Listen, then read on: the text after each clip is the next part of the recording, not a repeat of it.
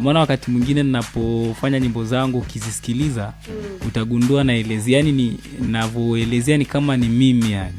Yani naelezea maisha sana kwenye nyimbo zangu. Yani mimi nimezaliwa kwenye baba alikuwa ni mganga wa kienyeji. Umeona Naam. Sasa hujaitwa Godson. Sikiliza ushuhuda. Sasa imagine baba ni mganga wa kienyeji. Alafu mimi kwetu ni mkubwa wa kiume. Tuko wanne. Wewe ndo wa kwanza. Mimi ni mkubwa. Mimi sio wa kwanza. Mimi ni wa pili. Ila mimi ndo mkubwa wa kiume. Wa kiume wawili, wa kike wawili. Dada ndo alikuwa mkubwa.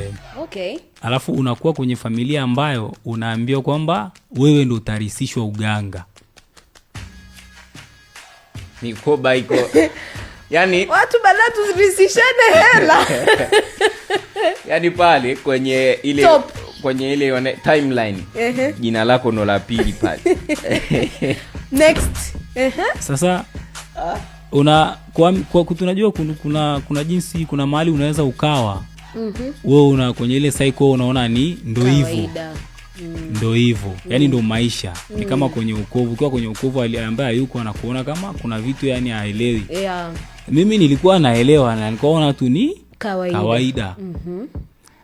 Na nikakuwa nikamaliza la 7, nikaenda sekondari mpaka form 4.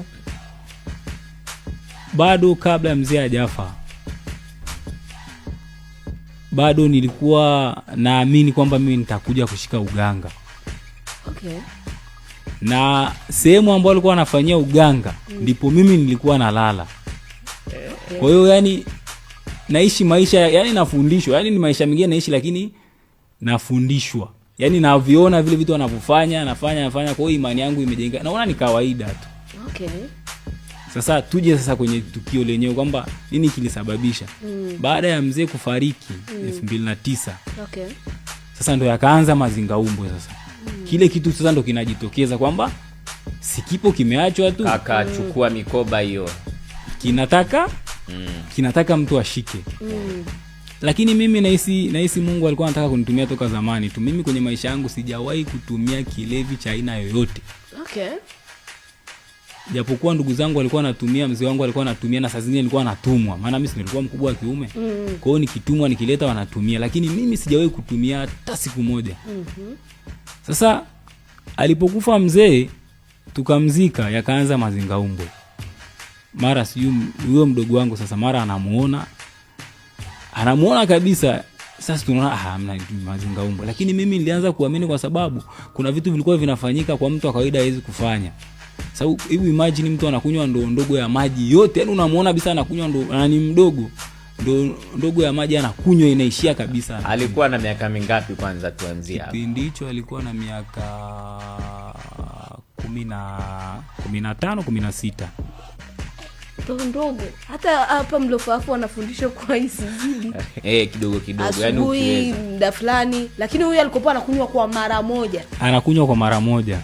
Mkaa unahujua mkaa ukiwa umewaka. Anachukua anakula. Sizungumzi mazingaumbwe, ni kitu ambacho nilikuwa nashuhudia kwa macho yangu. Anakuchukua mkaa anakula hivi na aungui. Ngoja basi. Mkaa wa moto? Mkaa, wewe bana wewe. Mkaa kabisa hivi. Mkaa kabisa.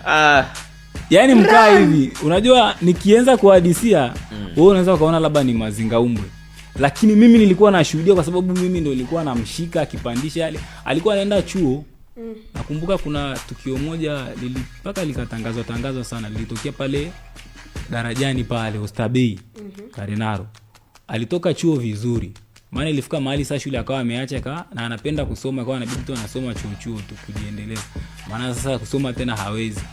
Sasa akawa ametoka chuo na mwenzake, yakampanda pale darajani kwenye ile daraja pale. Akatupa madaftari akataka kuruka kule hivi chini kule. Watu wakamkamata.